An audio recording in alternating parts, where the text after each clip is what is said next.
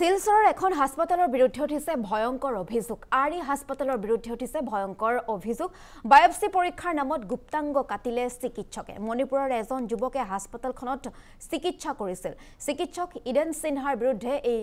গুৰুতৰ অভিযোগ উত্থাপন কৰিছে মণিপুৰৰ যুৱকজনে চিকিৎসকৰ বিৰুদ্ধে গুংগুৰ থানাত গোচৰ ৰুজু কৰিছে ভুক্তভোগী আৰক্ষীয়ে উচিত তদন্ত কৰি শাস্তি দাবী কৰিছে ভুক্তভোগী আতিকুৰ ৰহমানে লগতে আতিকুৰ ৰহমানৰ পৰিয়ালবৰ্গই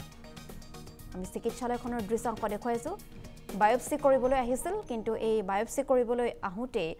এই লোকজনৰ এই যুৱকজনৰ গুপ্তাংগ কাটিলে চিকিৎসকে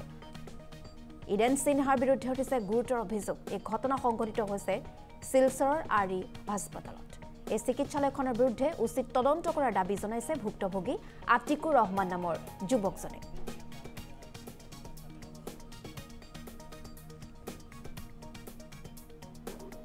আর 19 তারিখ আইসি আইয়া ইদেন সিংহা সার্টে দেখাইছি আমার একটা পেশাবর রাস্তাতে স্পট আসলো সামান্য দেখানোর পরে কৈছেন তোমার এটা বেমার বড় ধরনের বেমার হইতে পারে আমি একটা বায়োপসি টেস্ট লওয়া লাগবো আগে তো 19 তারিখ আমার বিকালে হারাই দিয়েছেন হারাই কৈছেন তোমার বায়োপসি লোৱা হইতো বায়োপসি লইছেন এরপরে তো আমি বেটো থাকি বাগরিয়া দিয়েছেন বেটো গেছি 3 দিন ওদিন ড্রেসিং খুলিছেন তারা ড্রেসিং খোলার পরে আমি দেখলাম যে পেশাবর অঙ্গ আমার পুরুষের যেটা আছে যে এটা সব জিরো হয়ে গেছে ও সার্টে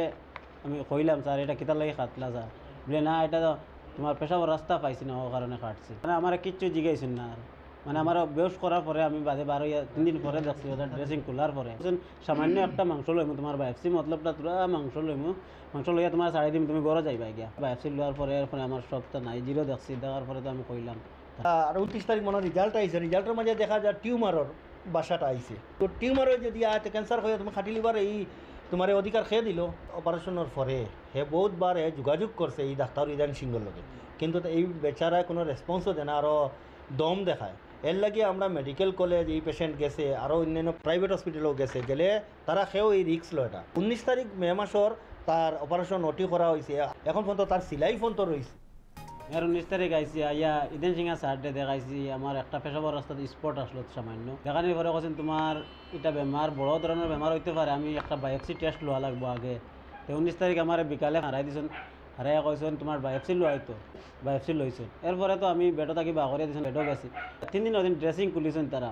ড্রেসিং খোলার পরে আমি দেখলাম যে পেশাবর অঙ্গ আমার পুরুষের যেটা আছে যে এটা সব জিরো হয়ে গেছে ও সার্টে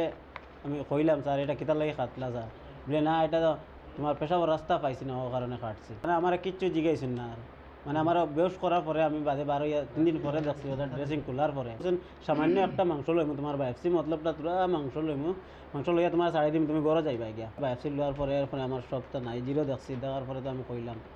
আর 29 তারিখ মনে রেজাল্ট আইছে রেজাল্টের মাঝে দেখা যায় টিউমারের বাসাটা আইছে তো টিউমারের যদি আয় ক্যান্সার হয়ে তুমি খাটি লিভার এই তোমার অধিকার খেয়ে দিল অপারেশনের পরে হে বহুতবার যোগাযোগ করছে এই ডাক্তার ইদান সিংহর লগে কিন্তু এই বেচারায় কোনো রেসপন্সও দেয় না আরও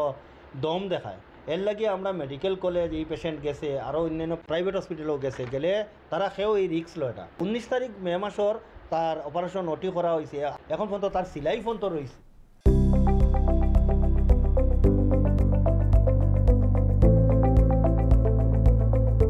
NB নিউজ সহজ সৰল ভাষাত নৱভাৰতৰ কথা।